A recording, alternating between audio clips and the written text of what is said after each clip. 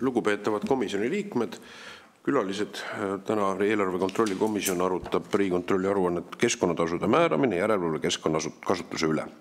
Ja selle puhul on kutsutud meil Kliimaministeeriumi keskkonnakorralduse ja kiirgusosakonna nõunikud Pro Suurkaev ja Aulaid Aas, Keskkonnaameti peadirektor asetäitja keskkonnakasutuse valdkonnas härra Erik Osenkraanius, ameti direktori asetäitja järelevalve valdkonnas härra Olav Avarsalu, Turbaliidu tegevjuht proua Annika Pääsik, Turbaliidu juhatuse esimees Jüri Tiidemann, Viru Keemiagrupi keskkonnaosakonna juhataja härra Imre Aruja ja Riigikontrolli poolt kannavad selle kontrollaruande ette peakontrolör proua Ines Metsalu-Nurminen ja auditijuht Silver Jakobson. Ja ma annaksingi praegu sõna Riigikontrolli esindajatele. Ja, meie poolt auditi tutvustada auditijuht Silver Jakobson, et siis lähme kohe nii edasi. Aitäh.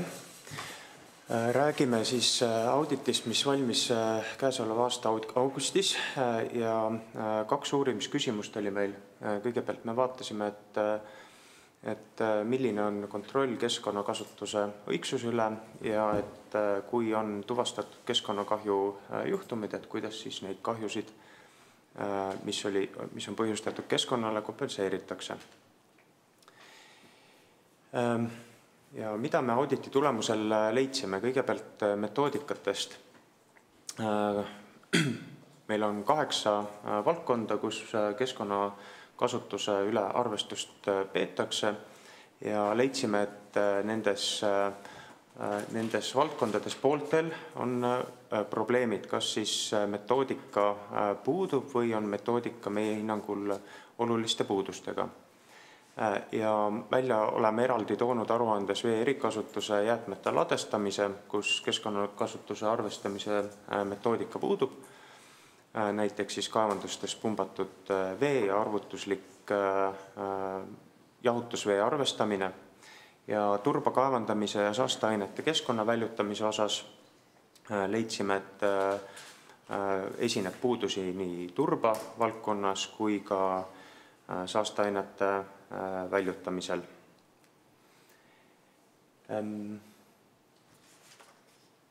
Nii, liigume edasi. Kontroll keskkonnakasutuse üle. Ja ka siin leidsime, et Keskkonnaameti tegevus saaks olla tõhusam selleks, et tuvastada, milline on tegelik keskkonnakasutus. Ühelt poolt võiks olla parem selgus selles, et kuidas ja mismoodi ettevõtteid, keda siis või keskkonnakasutajaid, keda valimisse valitakse, et nende deklareeritud andmeid kontrollitakse, et see oleks põhjalikum. Ja kui juba mingisugune keskkonnakasutaja on valimisse sattunud, et siis ka kontroll jõuaks algandmeteni ehk et tuvastaks võimalikult täpselt, kui palju keskkonnakasutus tegelikult oli. Taaskasutuse teemal tahaks ka rääkida, et me tuvastasime juhtumeid, kus meie hinnangul on taaskasutust liiga kergekäeliselt lubatud ja järgmine pilt kõnelebki sellest, et siin on näha, kuidas aherainet on kuhjatud hunnikutesse selleks, et päikeseparki ehitada päikesele lähemale, aga päris sellised 20–40 meetri kõrguse kuhjatised meie hinnangul taaskasutuse mõttega kokku ei lähe. Ja siin me räägime suurusjärkudest miljonitest eurodest, mis siis on riigil potentsiaalselt saamata jäänud, kuna on lubatud taaskasutust. Vastasel korral oleks tulnud maksta saastetasu ja summa summarum aastate jooksul miljoneid eurod. Et pildil on siis Ida-Virumaal Enefit Industry AS-i päikesepargid 1 ja 2. Et 2 on eespool, mis on veel tegemisel ja esimene on siis taamaal. Positiivse poole pealt ka suuremad keskkonnavastutuse juhtumid, kus siis loodusele on tekitatud märkimisväärset kahju, siiski lahendatakse. Ja probleeme on üksnes siis sellistes kaasustes, kus mis on tõepoolest keerulised, tegureid on palju, näiteks põhjaveereostus, hajureostuse kaasused, kus siis näiteks on joogiveeks kasutatav puurkaev muutunud või salkaev joogikõlbmatuks ja seal ümber on palju tegutsevaid põllumajandusettevõtted, et siis ei ole võimalik tuvastada, et kas see reostus on põhjustatud tingimata põllumajandusest ja kui on, et siis milline põllupidaja siis on üle väetanud näiteks, et kuidas sellist hüpoteesi üldse kontrollida, et see on hästi keeruline, aeganõudev ja rahamahukas. Ja tuvastasime ka seda, et kuna keskkonnaõiguse üldprintsiip on see, et keskkonna kahjusid tuleks võimaluse korral vältida ja kui see kahju on sündinud, et siis see tuleks heastada, siis kontrollisime ka kaasuspõhiselt, et kuidas Keskkonnaamet on neid juhtumeid käsitlenud ja selgus, et mõnes juhtumis või mitte mõnes, vaid mitmetes juhtumites on see praktika erinev, mis vajaks ühtlustamist. Et siin pildil on 2 meie hinnangul sarnast kaasust, teise kategooria, kaitsekategooria taime on kahjustatud, ühe puhul on 10-aastane selline järelhooldus ja tuleb kahjut heastada tagantjärele ja teisel puhul, ehk siis vasemal pildil sellist kahju heastamise nõuet vähemalt audititoimingute ajal ei olnud veel tehtud. Numbrites ka natukene, et väiksema mõju keskkonnakahju juhtumites piirdutakse tavaliselt trahvidega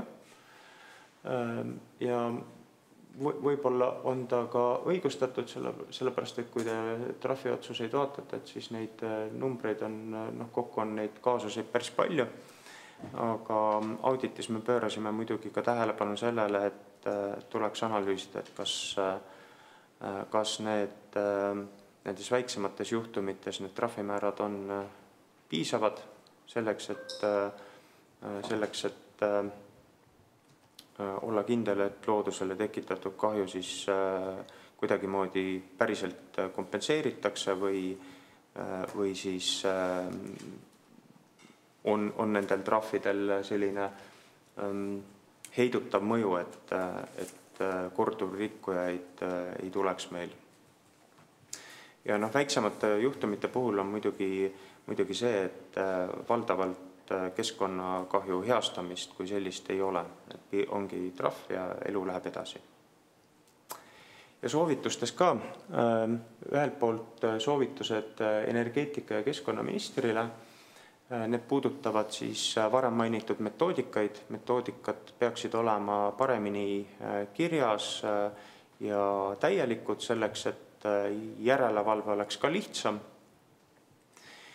ja metoodikad peaksid puudutama ka seda, et milliste näitajate põhjal üldse määratakse keskkonnatasu. Ja juhul, kui on valdav praktika arvutuslikel metoodikatel, et ka siis sellistes valdkondades, näiteks vee erikasutus, oleks paslik kehtestada vastav metoodika meie hinnangul. Ja valdavalt energeetika ja keskkonnaminister ütles, et on valmis neid metoodikaid ka üle vaatama ja kaaluma, et kas on vaja kuskil täiendavalt midagi teha. Ja Keskkonnaameti peadirektorile soovitasime siis, et ühelt poolt tagada, et keskkonnalubades oleks olemas piisav arvestuse alus kirjas selleks, et järelevalvet oleks võimalik ka hiljem teha ja et kontrollid põhineksid riskidel ja algandmeteni välja tuleks vaadata siis deklareeritud koguste vastavust tegelikule kasutusele. Ja samamoodi pöörasime tähelepanu, et edaspidi võiks taaskasutustoimingute puhul vaadata sisulisemalt, et kas iga taaskasutuse taotlus on põhjendatud ja luua selge reeglistik kõikide keskkonnavastutuse juhtumite menetlusse jõudmiseks, et tagada, et keskkonnakahju tegelikult ka heastatakse ja hüvitatakse. Minu poolt kõik. Nii, tänan teid. Ja ma annaksin nüüd sõna Kliimaministeeriumi esindajatele, et anda siis vastus sellele aruandele. Võib-olla ma siis vahepeal, kui meil proua Aolaid, loodame, et õnnestub saada ühendust, ma annaksin sõna siis Keskkonnaameti esindajale, härra Eerik Kosenkraaniusele. Aitäh! Tänan Riigikontrolli auditi eest. Koostöö oli väga hea ja soovitused on ka head, et kindlasti on sealt meil õppida.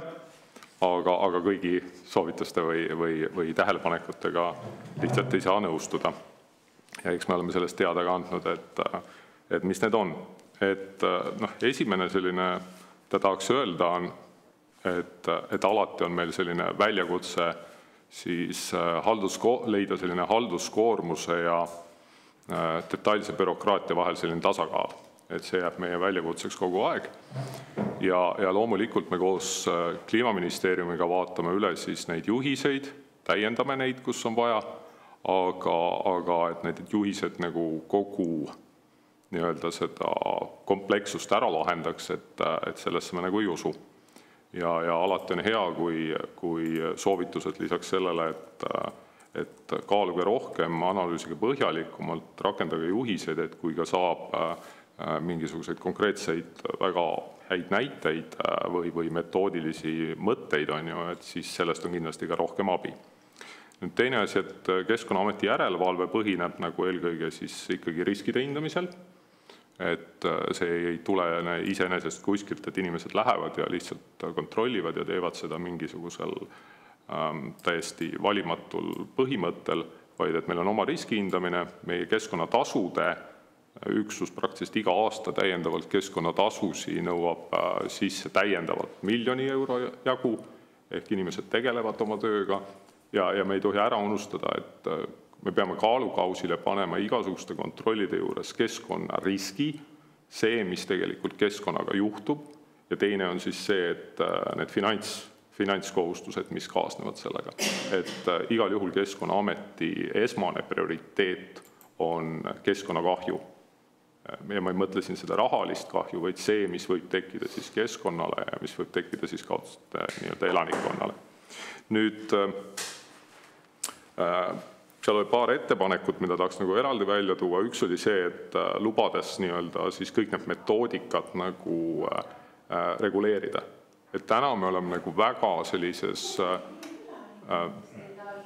palju väljakutseid kutsuvas protsessis, et ettevõtjad on mures, et load lähevad aina keerulisemaks, nad ei saa sellest aru, seal on väga palju selliseid nõudeid, mis puutuvad loa seirega ja mida ka teised riik nii-öelda täiendavat infot tahab, et meie nägemus, et lubadesse nii-öelda arvestusmeetodite kirjutamine ja nendele viitamine ei ole lähenemine, et need tuleks teha ära üldaktiga ja selles suhtes selline ettepanek, et need metoodikad võiks olla siis üldaktis või täpsustatud ja üldaktides siis vajadusel täpsustatud, et see on meie jaoks nagu selline minust nagu tõhusam tee. Siis on öeldud, et me kergekäeliselt oleme siis jäätmete taaskasutamist lubanud, ei saa sellega nõustuda. Me oleme taaskasutuse puhul jälginud, nii nagu me oma vastuses oleme andnud, oleme jälginud Euroopa Liidu kriteeriumeid, oleme ettevõtetelt püsinud selgitusi, äriplaane, me oleme mõnede ettevõtete puhul päris suurte äriplaanide juures öelnud ei, tuletan meelde ühte püramiidide skeemi ehitada nii-öelda turismiobjektid Virumaale, milles me keeldusime vastavate ja käisime väga erinevad kohtuinstantsid läbi ja tegelikult ka kohtud väga pikalt ja keeruliselt kaalusid seda, et siin nii-öelda seda, kui öelda välja seda väga selgelt, et meie hinnangud nagu ei ole nagu usaldatavad või usaldusväärsed ja ettevõtjate seisukohad, mida ettevõtted meile sellel hetkel nagu esitasid, et need ei ole usaldusväärsed ja need on nagu kergekäeliselt nagu hinnatud, et see on nagu päris suur selline ja kriitiline tähelepanek, et siis ootaks nagu tegelikult rohkem selliseid kriteeriumeid, et mille alusel nende investeeringute tegemine siis ei ole olnud tegelikult tõenäoline või loogiline. Ja siin on hästi palju tõesti keerulisi aspekte. Siin on see, et mis on selle materjali hind seal kohas, mis on selle äriplaani realiseerimine, osad asjad on prognoositavad.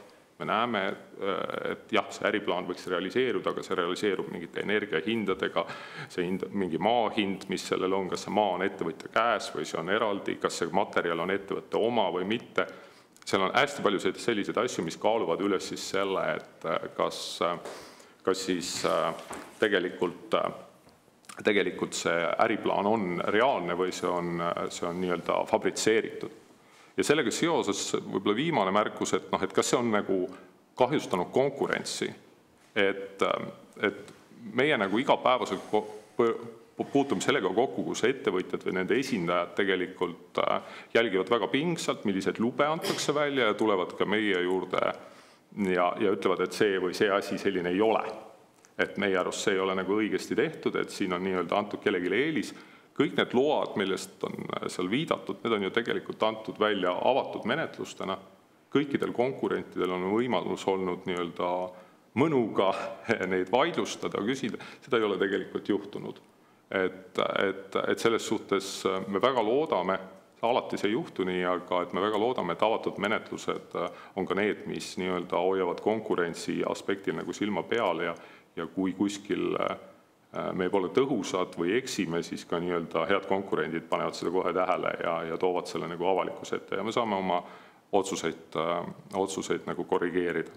Aga ma praegu vist isegi lõpetaks. Nii, aitäh teile. Meil on praegu proua Aulai taas, me ühendust vist ei saa, aga võib-olla te peate korraks arvuti välja lülitama, uuesti sisse logima, on oma niisugune võhikliku tehnika nõu. Aga sellest ei ole hullu, kui meil midagi saab, me saame ilusti hakkama ja ärge sellepärast muretsege inimlikult. Ma annaksin sõna võib-olla siis Kliimaministeeriumi nõunikule proua Eeva Suurkaevule, äkki proua Suurkaev saab siis ministeeriumi poolt sellele auditile omapoolse vaate anda. Ja tere ka minu poolt. Aitäh. Et jah, ma proovin siis ise selle teema natuke kokku võtta, et kuna Aivil siin on tehnilised probleemid, et omalt poolt siis ütleks, et keskkonnakorralduse eesmärk on leida tasakaal looduskaitse majanduse toimimise ettevõtetele liigse halduskoormuse vältimise vahel, et me nõustume, et süsteem vajab parandamist ja oleme juba alustanud tegevusi reeglite täpsustamiseks. Et meie eesmärk on tagada, et ettevõtted oleksid võrdselt koheldud ja riik saaks keskkonna kasutamisest õiglaselt tasu. Et keskkonnatasude arvutamise üldpõhimõtted on seadusega paigas, kuid mööname, et mõnes valdkonnas, näiteks turba ja põlevkivitööstuse jäätmete mahu arvestamisel, võiks need metoodikad olla detailsemad ja ühtsemad. Ja siis nagu ka auditis märkisime, siis oleme koostöös Keskkonnaametiga plaaninud hiljemalt 2026. aasta esimeses pooles analüüsida neid metoodikaid siis muuta või täiendada. Aga siin juures ikkagi peab arvestama, et teatud olukordades võib-olla ei ole alati mõistlik sellist ühtset metoodikat kehtestada, et sel juhul peab jääma ka loa andjale teatud kaalutlusvõimalus. Aga aitäh minu poolt. Aitäh teile ja ma annaksin nüüd sõna Keskkonnaameti järelevalve valdkonna juhile härra Avarsalule. Tere hommikust ka minu poolt. Et Eerik põhiosa vastustest juba kandis ette, et mida ma omalt poolt veel täiendan on see, et järelevalvet me tõesti teeme riskipõhiselt ja sellel tööl on omad mõjud ja tulemused, et leiame nii rikkumisi üles, kui nõuame sisse ka täiendavaid keskkonnatasusid, et auditis olid näited prügilate kohta, aga samas iga-aastaselt enamus sellest sisse nõutud tasudest ongi just prügilate, mitte nõuete kohasest ladestamisest tekkinud nõuded. Ja teine, mida ma võib-olla lisaks mainida tahan, on see, et igat keskkonnakahju kahjuks ei olegi võimalik heastada. Et need samad väiksemad näited, mida siis Riigikontroll lõpus ka välja tõi, et metsas ilma loata maha raiutud puud ei ole mõistlik suure puuna tagasi istutada. vaid see rahaline kasu, mis seal siis ebaseadusliku teoga on saadud, tulebki lihtsalt ära võtta kas trahvi või keskkonnakahju rahalise väärtusena. Sama näide kehtib ka jahiulukite või kalade puhul, et seal ühtegi teist asendusmeedet tegelikult olemas ei ole ja neid ka välja mõtlema ei tasu eraldi hakata. Et küsimus on võib-olla ainult selles, et kas need rahalised piirmäärad, mis sinna pandud on kahjumäärad, on nad siis motiveerivad ja piisavad või tasub neid tõsta. Ja vastavad eelnõud on tegelikult Kliimaministeeriumi poolt jahiulukite ja looduskaitse osas ka tegelikult Riigikogu poole teel. Aitäh! Tänan teid ja ma annaksin nüüd sõna siis turuosalistele, tööstuse või majandusvaldkonna inimestele, keda need keskkonnatasud siis poliitika kliendid on. Kõigepealt Turbaliidu juhile härra Jüri Tiidemannile. Tere hommikut! Me suures plaanis ei ole väga nõus nende seisukohtadega, mida on peegeldatud antud raportis seetõttu, et väide, et metoodikat ei ole, ei päde. Sellepärast metoodika on olemas ligi 30 aastat. Ma räägin puhtalt turbaspetsiifikast ja jah, võib-olla ta on natukene killustatud õigusruumis aktide vahel, aga ta on olemas ja ta baseerub lähteandmetel, mis tulenevad geoloogilistest uuringutest, mis on iga kaevanduse tegevuse alus, kus selle uuringu käigus võetakse proovid teatud metodoloogia järgi laboratoorsete tööde kaudu tuvastatakse mahukaal, mis ongi aluseks kui vaine mahukaal, mida saab riik maksustada turba puhul. Ja see on ainus alus, mis saab olla. Muud ei saa seal olla. Mitte mingisuguseid koefitsiente, ülemineku koefitsiente muus osas. Kui me lähme sellele libedale teele, siis me hakkame maksustama vihmavett ja välisõhku, paraku. Kogu see lähteandmestik on Keskkonnaametil olemas. Kõik geoloogilised uuringud peale nende teostamist arhiveerib Keskkonnaamet. Üldjuhul need andmed on kõik leitavad sealt. Ja see on ainus konstant, mida peab kasutama geoloogilise uuringu, kaevandusdeklaratsioonide esitamisel. Teine teema, tulenevalt sellest, ja see ongi põhiline probleem, kui ma puudutan seda turbatööstuse poolt. Nii Keskkonnaametil kui Kliimaministeeriumil puudub ABC kompetents ja see ongi see probleem. Nad ei saa aru sellest, mida nad kontrollivad. Ja see ei tulene praegu, ma ei saa seda seada süüksin kohal oleva Keskkonnaameti esindajale või vakrale või kellegile iganes. See süsteemne viga on juba ligi 20 aastat vana. Võib-olla 30 aastat, ma ei tea. Ja me teame, me tunnetame suhtluses Keskkonnaametiga, Kliimaministeeriumiga, et puudub aluste arusaamine. Ja see on tõsine probleem. Tulles tagasi abstrageerides tänasest teemast, ma ütlen teile, eile küsis minu käest läbi ühe eksperdi Kliimaministeeriumi üks töötaja, kas me ei võiks ühtlustada kaalunormi selleks, et deklaratsioone esitama hakata. Selles mõttes, et me võtame ühe konstandi turbale ja mahukaaluks ja siis sellega deklareerime. Tal puudub absoluutne arusaam, kuidas on üles ehitatud maavarade bilanss. Absoluutselt. Ja see on see reaalsus, kus me oleme. Ja tänu sellele probleemile, et inimesed ei saa aru, millega nad tegelevad, tulenevadki kõik need, et Keskkonnaameti ametnikud ei suuda defineerida seda probleemi, mida nad kontrollivad. Me tegime Turbaliidu poolt, ka Kliimaministeerium palus meil teha Keskkonnaameti töötajatele koolituse, kuidas deklareerida. Kas meil ei ole nagu kognitiivne dissonants praegu, et meie koolitame kontrollivat organit, kuidas meid kontrollida? Aga see lähteandmed on ju kõik majas sees olemas, on lihtsalt vaja aru saada, mida nad kontrollivad ja teine asi on vaja aru saada, et üldiselt seda õpetatakse mäeinseneridele teisel kursusel kõike seda.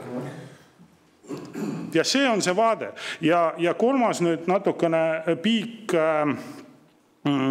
Riigikontrolli suunal, et kui te teete auditit, siis palun kaasake normaalsed eksperdid, sest see kaasatud ekspert sellele tööle ei ole pädev. 90-aastane inimene, kes tegeles kunagi kütteturba kaevandamisega, kes oli 2 korda vallandatud riiklik aktsiaselts Tootsist erinevate skandaalide, kes oli tegelikult peamehaanik, ei ole pädev inimene vastama kaevandustehnoloogiatele tänapäeval. See ei ole, muuseas ma võin teile avalikult öelda, et ta juba võttis südame asjaks esindama Riigikontrolli, alles ta esindas Riigikontrolliga ühel keskkonnamõju hindamisel.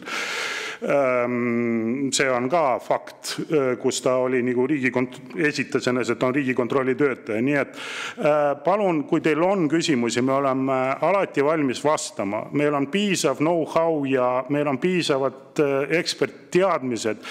Ja kui tekivad mingisugused küsimused, me oleme alati nõus vastama. Aitäh! Aitäh teile. Meil on veel Turbaliidust esindajaid. Kas nad soovivad härra Tiidemanni täiendada, proua Päsik ja proua Rannamäe? Tere, ei soovi täiendada. Arusaadav. Aga siis läheksime edasi Viru Keemia Grupi juurde, keskkonnaosakonna juhataja härra Imre Aruoja. Ja aitäh. Ja aitäh Riigikontrollile selle olulise teema analüüsi võtmise eest, et on huvitav lugemine ja kindlasti on seal mõned sellised, ütleme siis, aspektid, eks ole, millega saab nõustuda, mis osas on võimalik keskkonnakasutuse järelevalvet tõhustada, ettevõtete vahelist konkurentsi võrdsematel alustel korraldada. Aga suures plaanis ettevõtte esindajana kindlasti ei saa nõustuda, ma ütleks laias laastus, ülereguleerimisega, et on näha, et kõik justkui tuleks seaduse tasandil fikseerida, siis on selge, no tegelikult on selles valdkonnas tegutsedes väga palju nüansse, mida ütleme siin ka suurte ettevõtete, väikeste ettevõtete vahel ei saagi täpselt ühe puuga lüüa, on need keskkonnakasutuse kogused, selles mõttes need igapäevased mahud, mis läbi käivad niivõrd erinevad ja seetõttu need vajavadki erinevaid mõõteseadmeid või erinevaid lähenemisi ja selles osas ma pigem pean kiitma Keskkonnaametit, kes on väga põhjalikult neid teemasid siis keskkonnakaitselubade väljaandmisel käsitlenud. Pean tunnistama, meie keskkonnakaitselubade väljaandmine võtab väga kaua aega, aga see on nähtavasti ka see põhjus, et kõik need teemad läbi analüüsitakse ka ametnike poolt ja tegelikult on viimastel aastatel me oleme näinud seda kompetentsi kasvu ka Keskkonnaametnike poolt, just nimelt nad on nendele selgeks teinud järjest rohkem neid väga tehnilisi, ongi mõõtmistehnilisi küsimusi, millele Riigikontrolli aruandes viidatakse.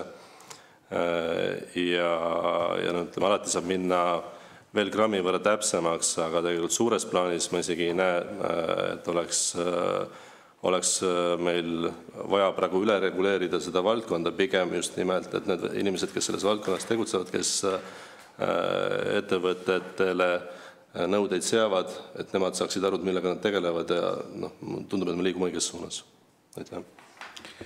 Tänan teid, sellega on kõik asjaosalised ära kuulatud, mul tekkis endal paar küsimust. Lugupeetav Riigikontroll, kas ma saan õieti aru? Raadamistasu, ladestamistasu, jäätmete põletamistasu, õhusaastetasu, veesaastetasu, vee erikasutustasu, ehitusmaavarade kaevandamistasu, põlevkivi lendtuha koldetuha ja poolkoksi tasumäär, et need on põlevkivi kaevandamistasu, et need on tegelikult siis ka lähevad keskkonnatasud alla, jah? Need, mida ma lugesin ette. Oleme korrektselt aru saanud? Jah, selge. Ja nüüd on minu küsimus, ma saan aru, Riigikontroll ütleb, et kas keskkonnatasude puhul peaks olema siis poliitika puhul või selle jõustamise puhul peaks olema metoodika, et tagada siis nii-öelda looduse taastamine või ka vastav mõjutused loodushoidlikult ja säästlikult ressursse kasutatakse. Ja te leidsite, et tegelikult see metoodika ei ole piisav. Või vähemalt tasud ei ole seostatud metoodikaga. Kas ma sain teie mõttekäigust auditi osundusest õieti aru? Ei, selles auditis me ei vaadanud, et kas tasumäärad on piisavad, et kõiki keskkonnale põhjustatud häiringuid kompenseeritakse, vaid me vaatasime, kas keskkonna tasud põhinevad tegelikul keskkonnakasutusel ja et kas seda tegelikku keskkonnakasutust on võimalik lubade järgi kontrollida ja kas järelevalve käigus siis suudetakse tuvastada need samad valdkonnad, mis te loetlesite, kui palju siis päriselt on näiteks jäätmeid ladestatud. Ja keskkonnakahjude puhul vaatasime konkreetseid keskkonnakahju juhtumeid, kus oli loodust kahjustatud mingil põhjusel, kas oli see näiteks ebaseaduslik metsaraie või siis eluslooduse vastu suunatud kahjud, et kuidas nendes juhtumites siis suudetakse või ei suudeta keskkonnakahjusid kompenseerida ja hüvitada. Nii, aga mul on küsimus ausalt öelda sellest tõukuvalt, aspekt, mis ei ole nüüd täpselt auditi perimeetris, aga Kliimaministeeriumi esindajale, ma arvan vist proua Eva Suurkaev oskab vastata, et 2025. aastast on jõustunud minu poolt loendatud keskkonnatasusid täiendavalt üle 50 miljoni euro ulatuses, mida valitsus on seadnud siis rakendanud. 2024. aastast on neid keskkonnakasusid täiendavalt ennekõike põlevkivisektori perimeetris jõustunud täiendavalt ka ligi 150 miljoni euro ulatuses, tähendab kokku siis 24 kuu perspektiivis ligi 100 miljonit eurot, millel on kahtlemata rahvuslikule tööstusele ka oluline mõju.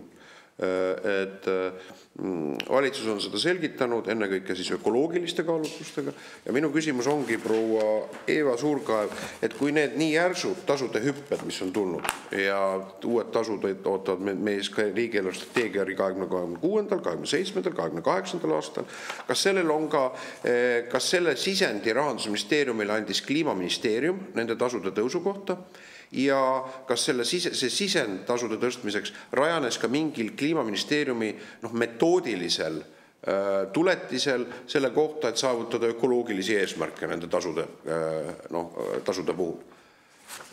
Proua Suurkaev, olge hea.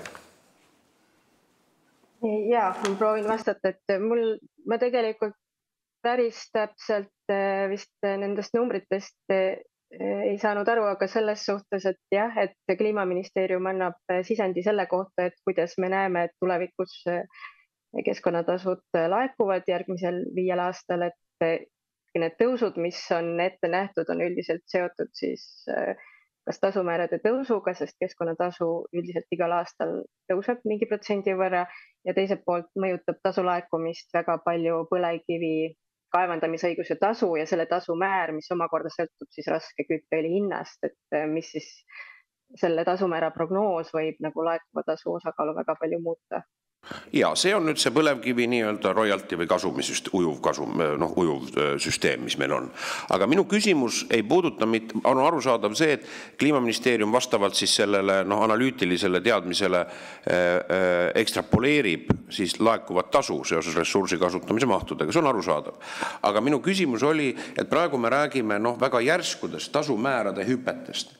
Ja minu küsimus on, et kust tulevad need tasumäärade hüpped, kuna neid on põhjendatud just nimelt ökoloogiliste kaalutlustega. Kas tasumäärade hüpete osas tuleb sisend Kliimaministeeriumist, ütleme siis võtame selle mingi lendtuha või mille iganes, eks ole, ja kas see põhineb, kui see tuleb sisendina, kas selle taga on mingi metoodiline mõttekäik, et siis kui seda lendtuhka, ma ei tea, püütakse, on motiivi ettevõtjatel püüda kinni rohkem, etc.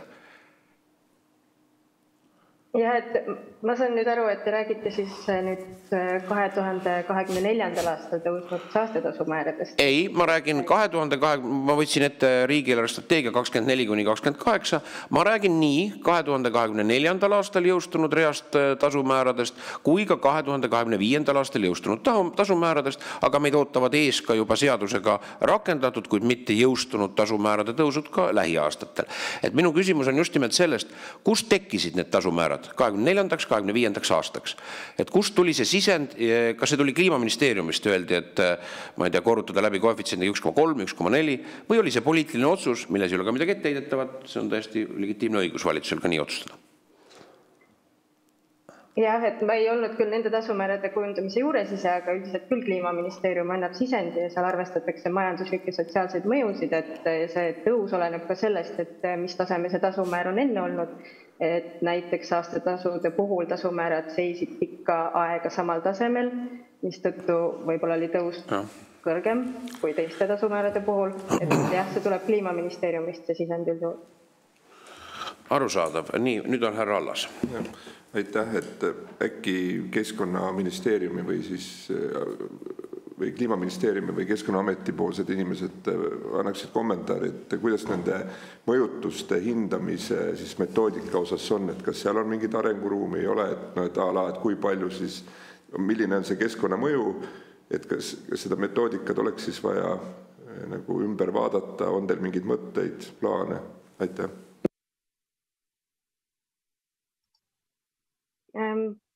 Kas see jutt käib ikka tasumäärade metoodikast või? Ei käi, et ütleme, et kas ma sain aru, Riigikontrolli ütles, et selleks, et erinevad keskkonnatasud tulenevad sellest, millised on olnud mõjutused, et neid mõjutusi peab hindama või mõõtma, et see mõõtmismetoodika ei ole nagu Riigikontrolli arvates päris adekvaatne, et palun kommenteerige seda, aitäh. Jah, et oleme ka Riigikontrollile vastanud, et plaanime hiljemalt järgmise aasta esimeses pooles need metoodikad üle vaadata, et kus oleks arenguruumi, kus saaks teha täpsemaks neid metoodikaid. Võib-olla on valdkondi, kus tuleks metoodikaid kehtestada, et selles osas me kindlasti teeme omapoolse analüüsi. Oleks ka lisaküsimus, et kas ta nagu esialgne arvamus teie ametite ja ministeeriumi poolt on see, et ega see ei lähe nagu ülemäära nagu keeruliseks või kuidas ma ütlen, et kas ta esialgne hinnang on olemas, et on see tehtav või see ei ole tehtav või on see tehtav väga suure vaeva ja kuluga? Ma arvan, et see on tehtav, aga me peamegi siin hindama seda, et mis see metoodika kehtestamise kaasa toob, et kas see on nagu üldiselt rakendatav, et kas see on nagu et just see, et kas selle rakendamine on põhjendatud, et see ei tooks ka liiga suurt halduskoormust kaasa ettevõtetele võrreldes tänase olukorraga, et kas me saame selle lisakasu, mis on meile vajalik selle metoodika puhul, et me saame täpsemad andmed ja täpsemad tulemused. Et seda me peame kindlasti hindama, jah. Jah, et nõustun Eevaga, et kui me oleme selle rännaku ette võtnud, siis me kindlasti vaatame otsa sellele, et on ju väga selged ettepanekud tehtud, need ei ole ka tulnud mitte kuskilt, vaid need on väga selgetest analüüsidest ja intervjuudest. Aga me hoiame väga pingsalt seda silma peal sellele, et me ei kasutaks bürokraatiat ja ei teeks seda halduskoormust nii ettevõtetele kui ka meile endale. Et see on koht, kus ettevõtjatega kindlasti koos tuleb seda metoodikat vaadata. See võib-olla lihtsalt täienduseks lisan sellele küsimusele, et kuidas need keskkonnatasude temaatika üldse laiemalt on, et siis Euroopa Komisjon on ühel hetkel teinud päris põhjaliku analüüsi, kus ta on vaadanud seda, et kuidas tasud üle Euroopa siis tegelikult katavad seda keskkonnakulu, mis tekib saastest. Et tegelikult me oleme väga väike proportsioon, erinevates sektorites on väga väike proportsioon, mõnes kohas kaetakse nende tasudega.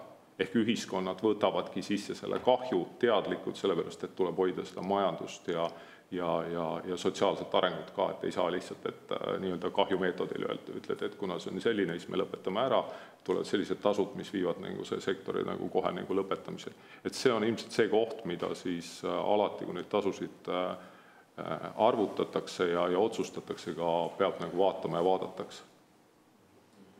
Aga ma küsin Viru Keemiamaa Grupilt, ma vaatan, teil on see ennekõike see veekasutuse ja põlevkivi tasude, eks ole, määrad. Kas Viru Keemiamaa Grupp sai aru, antud teie äritegevuse perimeetris, et tasude tõus, millise metoodilise loogikast tõukus, et ütleme siis ennekõike sotsiaalmajanduslikku, aga ennekõike ökoloogilist aspekti silmas pidades? Saime ikka, jah. See ikkagi oli poliitiline otsus. Et tegelikkuses selle taga ei olnud metoodikat, et me ütleme sooviksime vähem siis põlevkivi kaevandamist või teha seda siis keskkonnale säästlikumate moodustega, mis peaks olema ju keskkonnatasude võib-olla eesmärk kui niisugune meetodina. No kui me meenutame viimast nüüd seda 24–28, mis need kehtestati uued tasud, eks ole, et siis ju selle eelnõu puhul puudus sisuliselt ju ettevõtete kaasamine. Ehk siis tegelikult sisulist analüüsi ju ei tehtud, et see oligi ju selge eesmärk, mis kehtestati ja edaspidiseks kindlasti on ootus, et kui on sisulist sotsiaalmajanduslikku keskkonnakaitselist mõju selle juures soovitakse arvestada, siis me oleme absoluutselt valmis kaasa mõtlema, koos töötama selle täiendava mingisuguse maksuanalüüsi juures, aga jah, viimane olukord oli vastupidine. Kuidas on Turbaliidu vaade? Kas Turbaliit nende tasude tõusus sai aru, kas see on teie tegevust korraldab ümber siis ressursi säästlikumaks ja loodushoidmamaks ja selle alusel mingi metoodiline mõttekäik nende tasude tõusu osas või te näete ka, et see oli poliitiline otsustus ennekõike riigi tulupoliitikast lähtuvalt? Aitäh. Esmalt me ei tea, milline uus maksumäär meil tuleb uuest aastast, sest meieni see info ei ole veel jõudnud. Üldiselt, mis me oleme teinud, me tegime ise ettepaneku riigile tegelikult ümber vaadata need tasumäärad, sellepärast, et olgem ausad, nad ei ole enam up to date, jah, aga teiseks oli süsteemsed vead sees, sellepärast, et Turbal oli 2 tasumäära ja see tulenes sellest, et Turbas oli ka energeetiline maavara. Ja hästi lagunenud Turba tasumäär oli seotud puiduhakke hinnaga, mis tänaseks ei ole relevantne, sellepärast, et Turbas praktiliselt ei kasutata enam energeetikas ja see seos on sisutühi. Mis me tegime ettepaneku, et me ühtlustaksime tasumäära ja peamine ettepanek, mis me tegime, et ka keskkonnatasu 100% läheks KOV-i eelarvesse, mitte tasandusfondi. Sellepärast, et praegu oli olukord see, kus kohalik omavalitsus sai, ma nüüd numbriliselt ei mäleta, protsentuaalselt, vahekorras 80% vähelagunenud Turba tasumäärast oma eelarvesse ja ainult 20% energeetilisest Turba tasumäärast, mis oli tegelikult veider.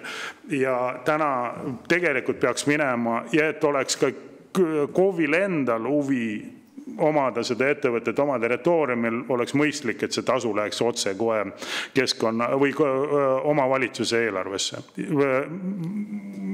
minnes riigist otse mööda. Aga jah, ma ei oska teile täna vastata, sellepärast esmaks kindlasti see üliüldine eesmärk seati kindlasti poliitilise otsusega, siin ei ole mingisugust kahtlust, sest mingisuguseid läbirääkimisi ei ole olnud viimaste kuude jooksul, seega, aga milline see tasumäär nüüd lõppude lõpuks kujuneb, mul puudub teadmine, aitäh.